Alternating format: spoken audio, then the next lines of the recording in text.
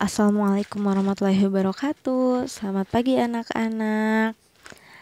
Apa kabar hari ini? Semoga dalam keadaan sehat selalu ya.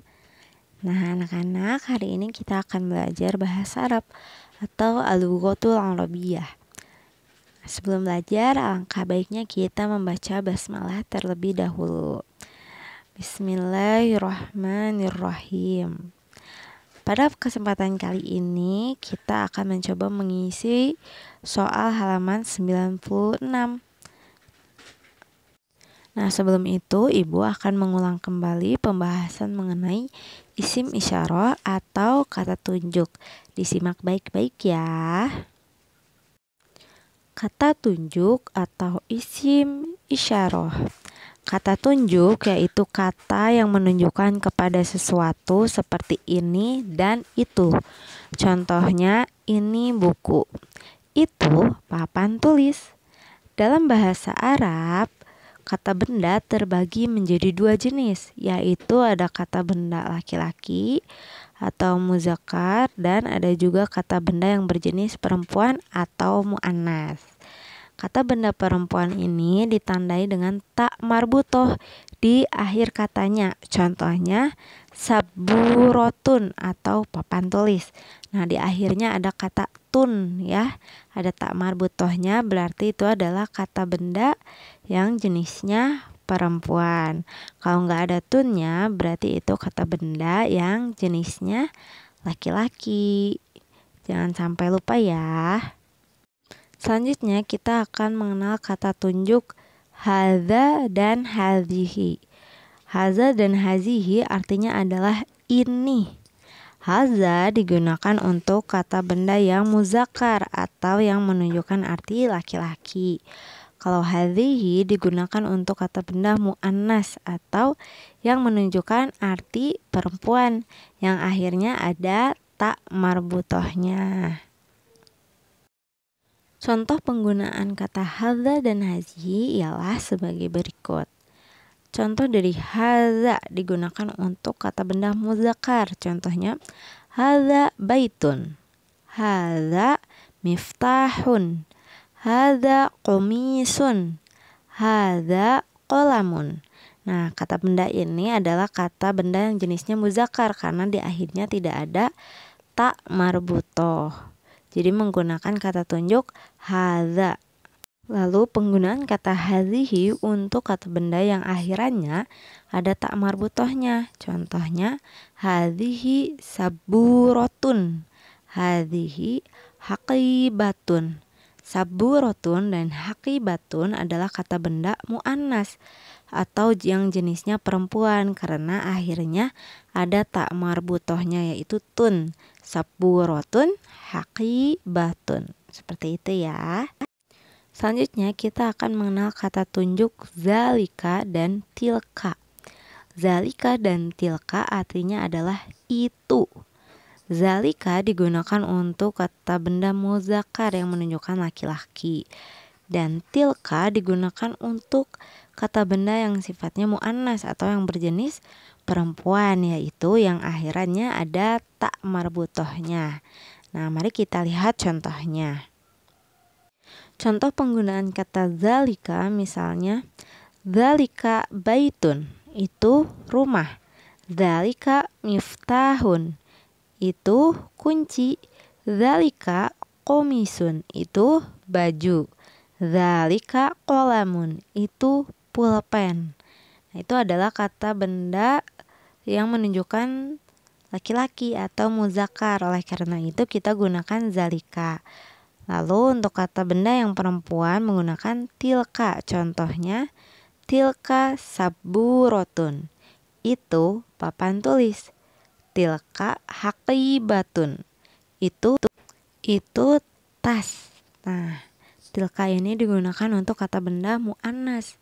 Contohnya seperti saburotun dan haqibatun yang akhirannya atau ujung katanya ada tak marbutohnya tun. Nah, jadi menggunakan kata tunjuk tilka.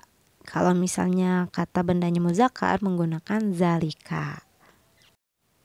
Selanjutnya kita akan masuk ke pembahasan soal halaman 96. Nah, kata perintahnya ialah untuk menerjemahkan teks ke dalam bahasa Arab.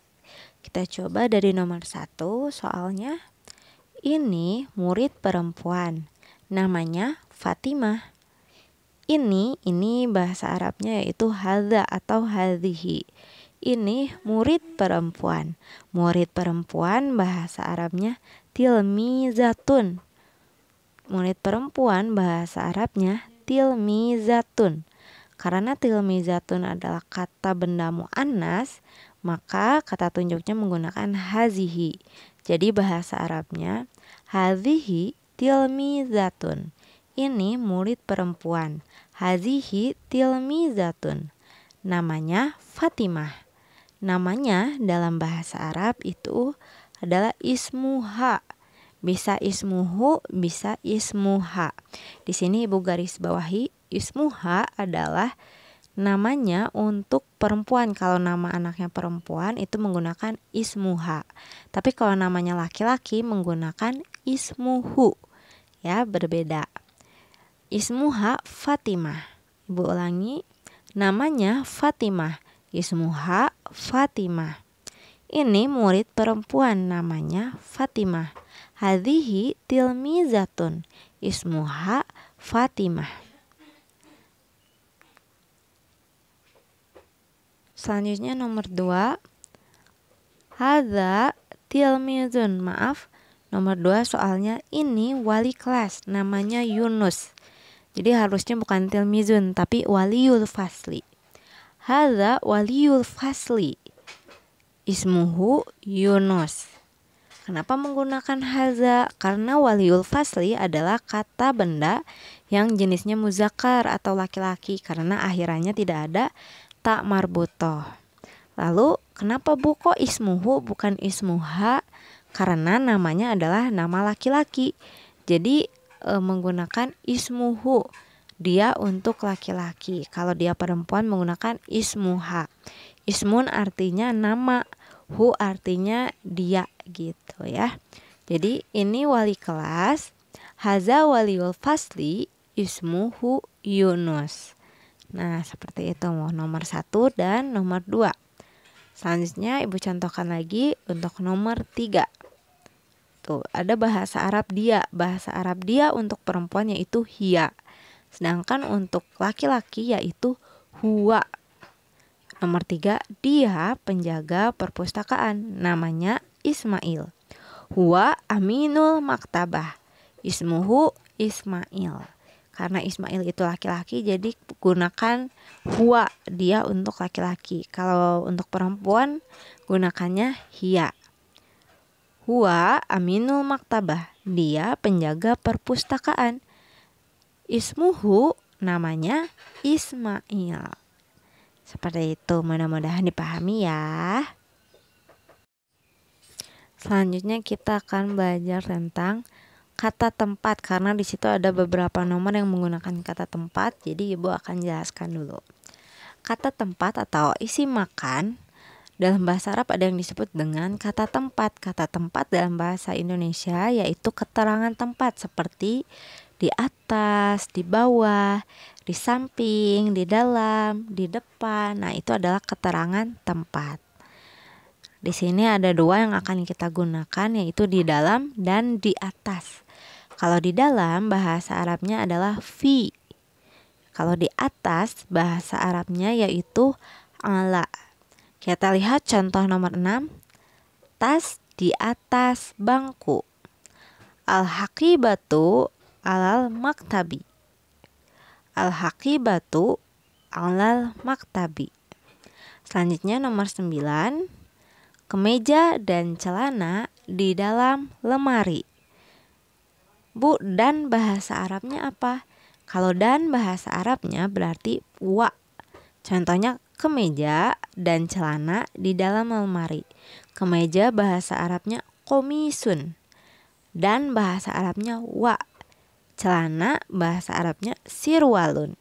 Di dalam bahasa Arabnya fi.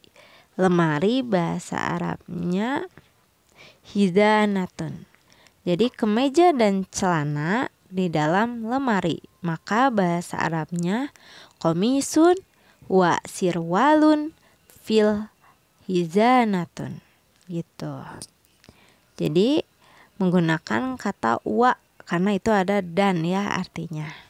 Itu tadi beberapa nomor yang bisa Ibu contohkan.